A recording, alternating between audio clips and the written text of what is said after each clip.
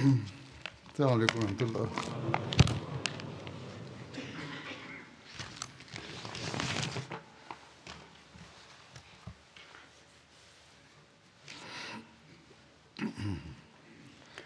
أشهد أن لا إله إلا الله وحده لا شريك له وأشهد أن محمدا عبده ورسوله أما بعد فأعوذ بالله من الشيطان الرجيم بسم الله الرحمن الرحيم الحمد لله رب العالمين الرحمن الرحيم مالك يوم الدين إياك نعبد وإياك نستعين اهدنا الصراط المستقيم صراط الذين أنعمت عليهم غير المغضوب عليهم ولا الضالين. Sa biyaya ng Allah Ta'ala, tayo ay dumadaan sa ikalawang bahagi ng banal na buwan ng Ramadan.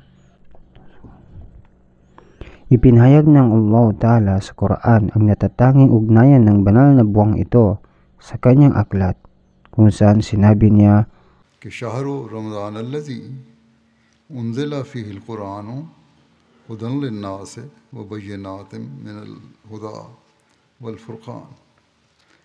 Ang Ramadan ay ang buwan na ipinahayag ang Quran bilang patnubay sa sangkatauhan, at ito ay naglalaman ng maliwanag na mga tanda ng patnubay at gabay na naghihiwalay sa katotohanan at kasinungalingan. Dahil dito, tayo ay binigyang diin na bigyang pansin ang pagbasa ng Quran, lalo na sa buwan na ito. Sa ating panahon, binigyang diin ito lalo na ng Hazrat Masih Maud a.s. na hinirang ng Allah Ta'ala bilang isang imam ng panahon ito. Sa panahon ng Propeta Muhammad SAW, si Anghel Gabriel a.s. ay nakikipagtagpo sa kanya taon-taon upang muling ulitin ang buong Quran, at sa huling taon ng kanyang buhay, ito ay nulit ng 2 beses. Ipinapakita nito kung gaano kahalaga ang Quran, lalo na sa buwan ng Ramadan. Sa ating mga masjid, mayroong regular na mga talakayan tungkol sa Quran, pagdarasal ng Tarawih at pagbabasa ng Quran araw-araw. Mahalaga rin ang pakikinig sa mga programang nagtuturo ng Quran, ngunit ang tunay na biyaya ay makakamit lamang kung tayo ay magsisikap na sa buhay ang mga aral nito. May mga taong hindi lubos na naunawaan ng Quran, kaya mahalagang basahin ang mga pagsasalin nito kasabay ng orihinal na bersyon sa Arabic. Sa mga talakayan at sermon ng Khalifa, maraming pagpapaliwanag ang naibibigay na nagdaragdag sa ating pangunawa. Ngunit ang tunay na kapakinabangan ay makakamit lamang kung pagkatapos ng pakikinig ay ating ipapamuhay ang mga aral nito. Ang Quran ay nagsimula ng may malinaw na pahayag sa Surah Al-Baqarah. Dito ang aklat na walang pag-alinlangan, isang patnubay para sa mga may takot sa Diyos. Upang maging isang tunay na mananampalataya at lumakad sa landas ng takwa, itinakda ng Allah na dapat nating sundin ang Quran. Sa panahon ng Ramadan, ito ang ating hinahanap, ang pagiging malapit sa Allah sa pamagitan ng pagsunod sa kanyang gabay. Ang Quran ay isang walang hanggang bukal ng kaalaman at pagpapala. Sinabi ng Hazrat Masih Maud a.s. na ang mga biyaya nito ay patuloy na dumadaloy sa lahat ng panahon. Ang mga sumusunod dito ng may tunay na katapatan ay mapapalayo sa kasamaan at magiging kabilang sa mga matutuwid. May mga taong iniisip na mahirap ang Quran, ngunit sinabi ng Allah Ta'ala sa kanyang aklat, وَلَقَدْ يَسَّرْنَا الْقُرْآنَ لِلذِّكْرِ فَهَلْ مِن مُدَّكِرٍ. katiyakan, aming pinadali ang Quran para sa pagkatuto at pangaral. Kaya mayroon bang handang tumanggap ng aral? Ang Allah na siyang lumikha sa tao at nakaalam ng ating kakayahan ang nagsabi nito. Ipinahayag niya ang Quran sa isang paraan na nauunawaan ng bawat isa. Gayunpaman, kailangan nating magpursige upang ito ay may sabuhay. Ang tagumpay ay makakamit lamang kung tayo ay magsisikap na sundin ang mga aral nito. Bilang mga Ahmadi, hindi sapat na ipahayag lamang na tayo ay naniniwala kay Hazrat Masih Maud salam at Al-Mahdi.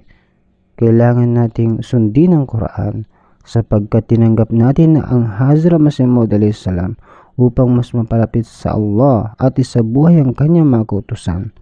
Ang Quran ay hindi lamang tungkol sa mga alituntunin ng pagsamba, kundi pati na rin sa mga batas pang-ekonomiya, panlipunan, at sa tamang pagtrato sa isa't isa. Sinamang susunod dito ay magkakaroon ng mapayapang buhay, matibay na pamilya at matiwasay na lipunan. Tayo bilang mga Ahmadi ay napakapalad na nakilala natin ang Hazrat Masih Maud salam na siyang nagbigay linaw sa mga nakatagong yaman ng Quran. Ipinaliwanag niya ang mga aral nito sa paraang mas madaling maunawaan ng lahat. Dahil dito, tulad ng sinabi ng Allah Ta'ala na pinadali niya ang Quran, gayon din niya binigyan tayo ng mga gabay sa bawat panahon upang mas maunawaan ito. Sa ating panahon, ito ay sa pamamagitan ng Khalifa at sa mga pagpapaliwanag ng Hazrat Masih Maud salam. Kaya sa buwan ng Ramadan, pagsikapan natin hindi lamang ang pagbabasa ng Quran, kundi ang tunay na pagsabuhay ng mga aral nito upang mapabilang tayo sa mga ginagabayan ng Allah Ta'ala. Si Propeta Muhammad SAW ay sinugo upang ipaliwanag ang lahat sa atin, kaya naman magiging isang malaking kawalan para sa atin kung hindi natin susuriin at susundin ang mga paliwanag niya tungkol sa kahulugan ng banal na Quran. Alinsunod sa pangako ng Allah at sa propesiya ng banal na Propeta Muhammad SAW, isinugo rin ng Allah Ta'ala sa panahong ito ang isang hinirang na gabay. Sa makatuwid, tungkulin natin kilalanin siya, pakinggan ang kanyang mga sinasabi, pag-isipan ang kanyang mga paliwanag tungkol sa banal na Quran, at ipamuhay ang mga ito. Kung gagawin natin ito, tiyak na magiging matagumpay tayo sa ating buhay. Gayon din, ang mga khalifa ay nagsulat din ng mga paliwanag sa Quran. Si Hazrat Masih Maud radhiyallahu an ay sumulat ng Tafsir Kabir na nagpapaliwanag ng Quran ng detalyado. Bukod pa rito, mayroon ding Tafsir Saghir na nagbibigay ng malinaw na gabay sa atin. Sa kasalukuyan, ang banal na Quran ay naisalin sa iba't ibang wika tulad ng Ingles, Arabe at Aleman at iba pa. Kaya naman, dapat nating bigyan pansin hindi lamang ang pagbabasa ng Quran, kundi pati na rin ang isabuhay, ang kahulugan at mga aral nito. Hindi sapat ang simpleng paghawak nito, paglalagay sa noo o pagbabasa lamang sa ating mga anak. Maraming magulang ang lumalapit sa akin para sa seremonya ng amin ng kanilang mga anak. Ngunit dapat nilang tandaan na hindi nagtatapos sa amin ang kanilang tungkulin. Dapat nilang itanim sa puso ng kanilang mga anak ang pag-ibig sa Quran at hikayatin silang basahin ito ng regular. Ang mga magulang mismo ay dapat na maging halimbawa sa kanilang mga anak sa pamamagitan ng regular na pagbabasa at pagninilay-nilay sa kahulugan ng Quran. Kapag ang mga bata ay may mga tanong, ang mga magulang ay dapat may kakayahang sagutin ang mga ito batay sa kanilang kaalaman sa Quran at mga paliwanag ng Khalifa. Maraming bata ang nagtatanong ng simpleng mga tanong, ngunit sa halip na sagutin sila, ang mga magulang ay dinadala ang kanilang mga tanong sa iba. Kung binabasa lamang nila ang mga paliwanag at pagsasalin, madali sana nilang masagot ang mga tanong ng kanilang mga anak. Sa makatuwid, ito ay isang mahalagang responsibilidad ng mga magulang. Matapos maturuan ang kanilang mga anak na magbasa ng Quran, dapat nilang tiyakin na mahalin din ito ng kanilang mga anak at paano ito makakamit. Kapag nakita ng mga bata na ang kanilang mga magulang ay tunay na nagmamahal sa Quran at isinasabuhay ito, kaya bawat Ahmadi ay dapat mag-alala kung siya at ang kanyang pamilya, ang kanyang asawa at mga anak ay nagbibigay ng sapat na pansin sa pagbasa at pag-aaral ng Quran. Dapat nilang basahin ang mga paliwanag ni Hazrat Masih Maud a.s. gayon din ang mga paliwanag ng mga khalifa. Ngayon, may mga audio at video na maaaring pakinggan at panoorin. Kung hindi natin ito ginagawa, dapat tayong mag-alala at suriin ang ating sarili. Nagampanan ba natin ang ating pananagutan sa pagiging Ahmadi? Sinabi ng banal na propeta sallallahu alaihi wasallam na maraming Muslim ang iniwan na ang Quran. Gayunpaman, sinabi rin ng Allah Ta'ala sa Quran na siya mismo ang mag-iingat nito. Inna nahnu nazzalna zikra wa inna lahu lahafizun. Katotohanan, kami ang nagbaba ng paalala, ang Quran, at katiyakan kami ang mag-iingat nito. Dapat tandaan ng bawat Ahmadi na lahat ng ating pagpapala ay nagmumula sa banal na Quran. Walang tunay na tagumpay ang maaaring makamit kung walang Quran. Sinabi ng banal na propeta Muhammad sallallahu alaihi wasallam ng isang mananampalataya na nagbabasa at sumusunod sa Quran ay katulad ng isang mabangong prutas na may masarap na lasa at mabangong halimuyak. Samantalang ang isang mananampalataya na hindi nagbabasa ng Quran ngunit sumusunod dito ay katulad ng isang datilis na sarap ngunit walang halimuyak. Samantala, ang isang mapagkunwaring tao na nagbabasa ng Quran ngunit hindi ito isinasabuhay ay parang isang halamang may mabangong amoy ngunit mapait na lasa. At ang isang mapagkunwaring hindi nagbabasa at hindi sumusunod sa Quran ay tulad ng isang mapait na prutas na walang halimuyak.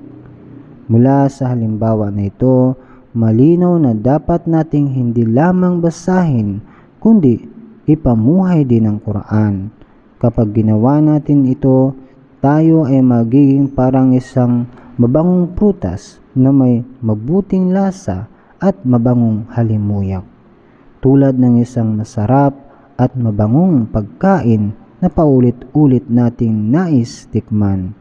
Gayon din, dapat ang ating pagmamahal sa Quran, dapat nating patuloy na pag-aralan at sundin ito upang hindi lamang tayo ang makinabang, kundi pati na rin ang ating pamilya at komunidad. Ang mga taong tunay na sumusunod sa Quran ay ang mga umuunlad sa espiritual, nagiging malapit sa Allah at nagiging pagpapala sa iba. Ang kanilang mga anak ay lumalaki sa isang reliyoso at mabuting kapaligiran. Ang kanilang mga tahanan ay nagiging puno ng biyaya ng Allah. Ang pagsunod sa Quran ay nagdadala ng tunay na gabay at nagdadala ng revolusyon sa ating buhay. Kaya dapat tayong maging masigasig sa pagbasa, pag-unawa at pagsasabuhay ng Quran.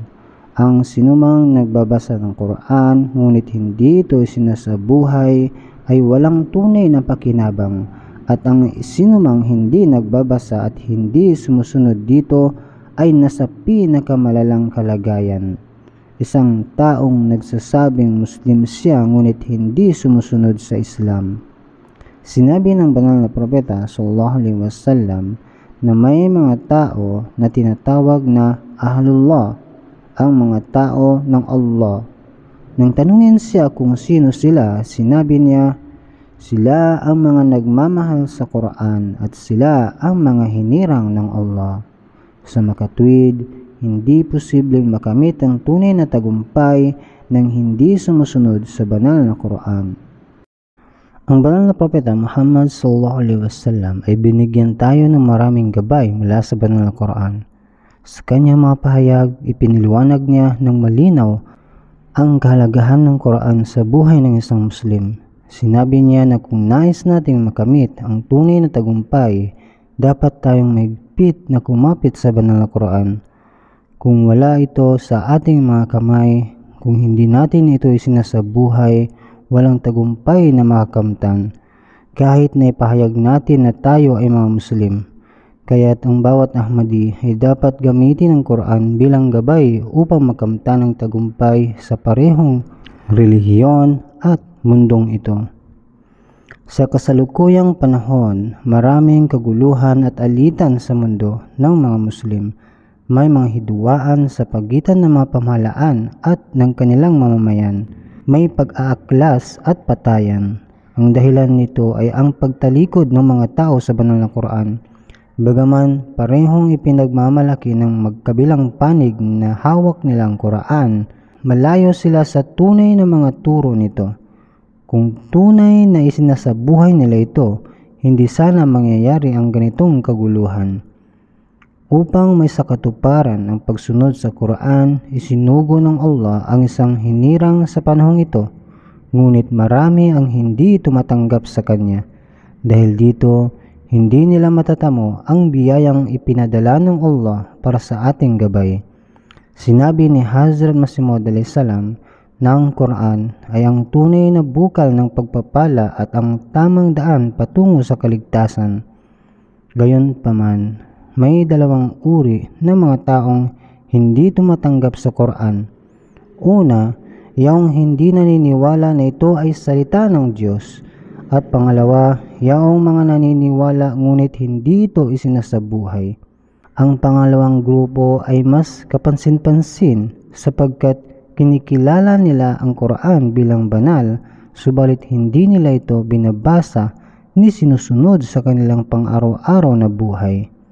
Maaaring ipaliwanag ito sa pamamagitan ng isang halimbawa.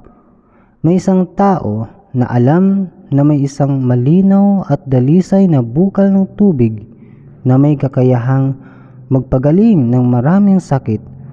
Alam niyang totoo ito, ngunit sa kabila ng kanyang pagkauhaw at pagkakasakit, hindi siya lumalapit sa bukal upang uminom. Hindi ba ito isang napakalaking kamangmangan at kawalan ng pagpapahalaga? Katulad nito, maraming Muslim ang may ganitong pag-uugali sa Quran. Alam nilang ito ang gabay ng Diyos, ngunit hindi nila ito binibigyang halaga sa kanilang buhay.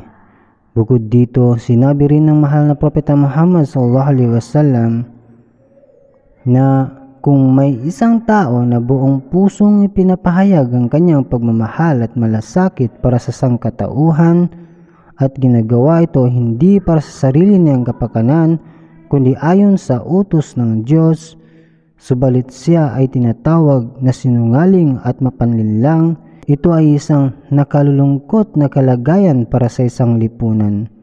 Kaya't kinakailangan ng mga Muslim na ituring ang Quran bilang isang napakahalagang pagpapala. Ang tunay na pagpapahalaga sa Quran ay makikita sa pamamagitan ng pagsunod sa mga utos nito. Kung isasabuhay nila ito, makikita nila kung paano sila tutulungan ng Allah na malampasan ang kanilang mga paghihirap. Hindi maaaring alisin ng sinuman ang mga turo ng Quran mula sa ating puso, gaano man sila magsumikap. Kaya't ang mga Ahmadi Muslim ay dapat magbigay ng espesyal na atensyon sa pagsabuhay ng mga aral nito. Makikita natin sa kasulukuyang panahon ang mga bunga ng pagtalikod ng mga tao sa Quran. May kaguluhan at kawalan ng kapanatagan saan man. Kaya't dapat nilang pag-isipan ang kanilang kalagayan at bumalik sa tunay na gabay ng Diyos. Sinabi rin ng banal na propeta sallallahu alaihi wasallam na sinumang ituturing na halal ang mga ipinagbawal ng Quran, siya ay walang pananampalataya rito. Ibig sabihin, Kung ang isang tao ay hindi sumusunod sa mga ipinag-uutos ng Allah at walang pakialam sa mga ipinagbabawal niya, walang kabuluhan ang kanyang pag-aangking na siya ay isang Muslim. Ang pananampalataya niya ay hungkag lamang at hindi ito pinapahalagahan ng Allah Ta'ala. Ang mga ganitong tao ay hindi lamang nilalayo ang kanilang sarili mula sa Diyos, kundi nakakapinsala rin sa iba. Sa kasalukuyang panahon, makikita natin ng mga Muslim na naglalaban-laban sa isa't isa. Ang mga pinuno, ang mga maharlika at ang iba't ibang grupo ay patuloy na nag-aaway. Ang mga Muslim mismo ang pumapatay sa kanilang mga kapatid sa pananampalataya. Upang maiwasan ito, kailangan bumalik ang mga tao sa tunay na patnubay ng Quran. Sa mga Ahmadi Muslim, ito ang pinakamahalagang tungkulin. Ipamuhay ang tunay na Islam upang maging halimbawa sa buong mundo kung ano ang tunay na mga turo ng Quran. Ang Quran ay nagtuturo ng kapayapaan, pagmamahalan at pagkakaisa sa lipunan. Ang pagsagawa ng mga kautusang ito ay magpapalaganap ng mabuting kaugalian at paggalang sa karapatan ng iba. Kapag binabasa natin ang Quran, lalo na sa buwan ng Ramadan, dapat tayong magnilay at magsikap na ipalaganap ang mga aral nito sa buong taon. Sinabi rin ng mahal na Propeta Muhammad SAW na ang taong hayagang nagbabasa ng Quran ay katulad ng taong hayagang nagbibigay ng kawanggawa, sadaqah, habang ang taong palihim na nagbabasa nito ay katulad ng taong palihim na nagbibigay ng kawanggawa. Nabanggit din sa isang hadith na ang kawanggawa ay nag-aalis ng mga kapahamakan at kaguluhan. Sa parehong paraan, ang pagbabasa at pag-unawa sa Quran ay isang spiritual na kawanggawa na nagdadala ng proteksyon mula sa mga pagsubok. Sa kasalukuyang panahon, maraming kasamaan at kaguluhan sa mundo. Kaya't dapat nating panatilihin ang pagsagawa ng kawanggawang ito sa pamamagitan ng patuloy na pag-aaral at pagsabuhay ng Quran. Dapat nating ipagpapatuloy ang pagbigkas at pagbasa nito sa harap ng iba o kahit sa ating sarili lamang upang mapanatili ang ating sarili sa tamang landas. Ayon kay Hazrat Abu Hurairah radhiyallahu anhu, sinabi ng mahal na Propeta Muhammad SAW, may dalawang uri ng tao na marapat na kainggitan sa mabuting paraan. Una, ang taong pinagkalooban ng Allah ng Quran at siya ay buong araw at gabi na binabasa ito. At pangalawa, ang taong pinagkalooban ng Allah ng kayamanan at ginagastos ito sa tamang paraan. Ipinapakita ng hadis na ito na dapat nating pag-inggitan ang mga taong gumugugol ng kanilang buhay sa Quran at sa pagsunod sa mga utos ng Allah. At dapat nating hangaring maging katulad nila. Kaya tayo bilang mga Ahmadi Muslim ay may tungkulin na yakapin ang banal na Quran bilang ating gabay sa buhay. Sa pamamagitan ng pag-aaral, pagbasa at pagsabuhay ng Quran, makakamtan natin ang tunay na pagpapala ng Allah at maproprotektahan ang ating sarili mula sa kaguluhan at pagsubok sa mundo. Ang pagbabasa ng banal na Quran ay hindi lamang isang simpleng gawain, kundi ito ay isang paraan ng pagsabuhay ng mga aral nito. Kapag ang isang tao ay nagbabasa ng Quran ng may pangunawa at pagsunod sa mga ipinag-uutos nito, nagiging kahanga-hanga siya sa paningin ng iba.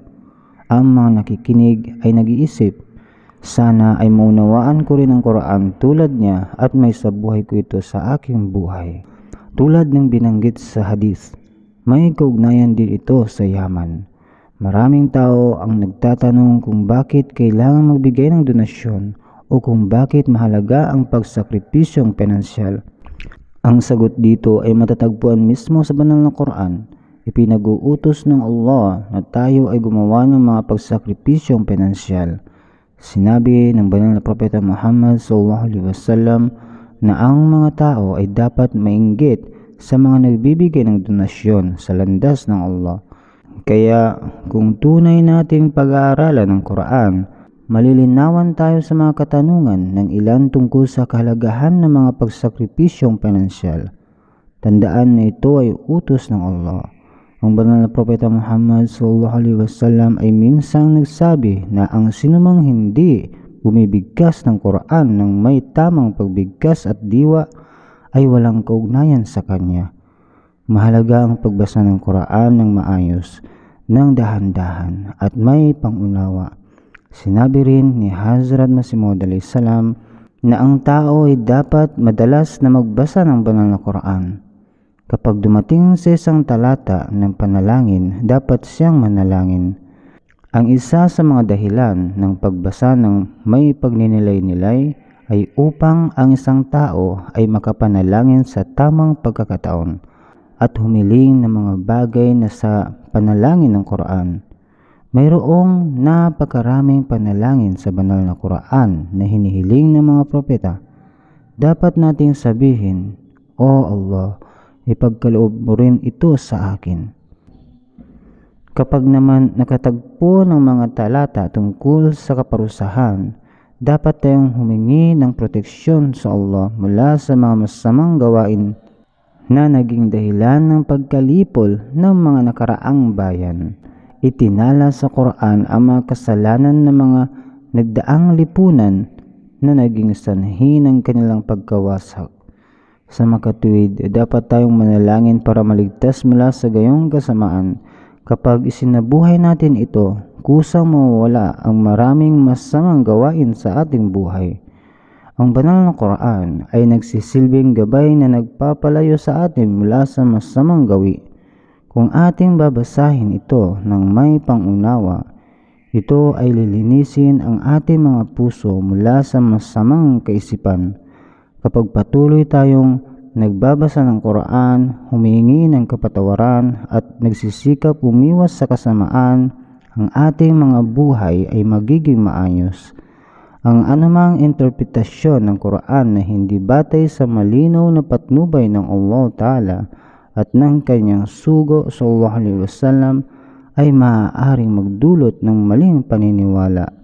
Ang mga haka-hakang sumasalungat sa hadith ay napapabilang sa mga imbensyon sa relihiyon. Ang pinakamainam na paraan ay gamitin ang ating oras sa pagninilay-nilay sa Quran sa halip na gumugol ng oras sa mga di makatwirang ritual. Ang iba ay nagtatanong kung anong dasal o wazifa ang dapat nilang bigkasin para sa isang tiyak na biyaya. Subalit ang sagot dito ay basahin at pag-isipan ng banal na Quran. Ang Quran ang tunay na pagpapala. Dapat nating itong unawain at ipamuhay. Ang tunay na pagpapala ay hindi nakasalalay sa kung anong oras o paraan binabasa ang isang sura. Ang mahalaga ay ang pagbabasa nito ng may taimtim na puso at pagsunod sa ipinag-uutos nito. Dapat nating tanungin ang ating sarili, tayo ba ay nagbabasa ng Quran sa ganitong paraan? Gaano karaming mga utos ng Quran ang ating sinusunod? Kapag nakatagpo tayo ng panalangin sa Quran, nanalangin ba tayo para sa ating sarili? Kapag may babala tungkol sa masamang gawain, iniiwasan ba natin ito? Kung ating isasabuhay ito, saka lamang natin tunay na makikinabangan ang mga aral ng Quran. Sinabi ng banal na propeta Muhammad SAW, "Muli at muli kong sinasabi ng malakas na mahalin ng wagas ang Quran at sundin ito ng tama." Sinabi niya na ang Quran ay nagtataglay ng lahat ng impormasyon tungkol sa kabutihan at kasamaan, pati na rin ang mga balita tungkol sa hinaharap. Walang sinumang makakahanap ng anumang kapintasan sa relihiyong inihayag ng Quran, sapagkat ang mga pagpapala at bunga nito ay hayag at buhay pa rin hanggang ngayon. Ito ay natatangi sapagkat itinuro nito ang lunas sa lahat ng sakit ng tao. Ito ang paraan upang mapabuti ang ating pag-uugali. Kaya patuloy nating basahin ang Quran, ipanalangin ang ating mga pangangailangan at baguhin ang ating mga asal ayon sa mga aral nito. Huwag tayong mawalan ng pag-asa sa Allah. Ang isang tunay na mananampalataya ay kailanman hindi nawawalan ng pag-asa sa Kanya sapagkat ito ay isang katangian ng mga hindi naniniwala. Ang ating Panginoon ay may kapangyarihang gawin ang lahat. Dapat tayong maglaan ng oras upang hindi lamang basahin ang Quran, kundi upang maunawaan din ito. Ang panalangin ay dapat bigkasin ng malinaw, at ang kahulugan nito ay dapat maunawaan. Dapat din tayong manalangin sa ating sariling wika upang may pahayag natin ang ating tunay na nararamdaman sa Allah Ta'ala. Huwag nating ituring ang Quran bilang isang pangkaraniwang aklat. Basahin natin ito bilang tunay na salita ng Allah.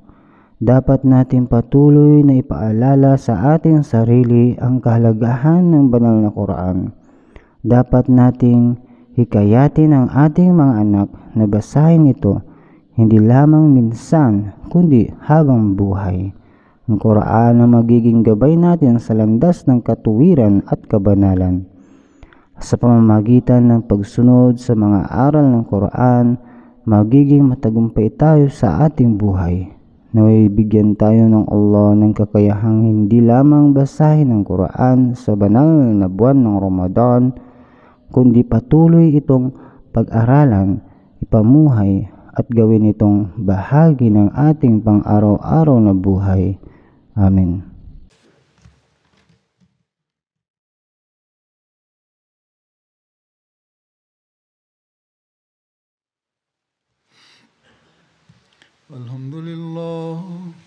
الحمد لله نحمده ونستعينه ونستغفره ونؤمن به ونتوكل عليه ونعوذ بالله من شرور أنفسنا ومن سيئات أعمالنا من يهده الله فلا مضل له ومن يضلل فلا هادي له ونشهد أن لا إله إلا الله ونشهد أن محمدا عبده ورسوله عباد الله رحمكم الله إن الله يأمر بالعدل والإحسان وإيتاء ذي القربى وينهى عن الفحشاء والمنكر والبغي يعظكم لعلكم تذكرون اذكروا الله يذكركم وادعوه يستجب لكم ولذكر الله أكبر.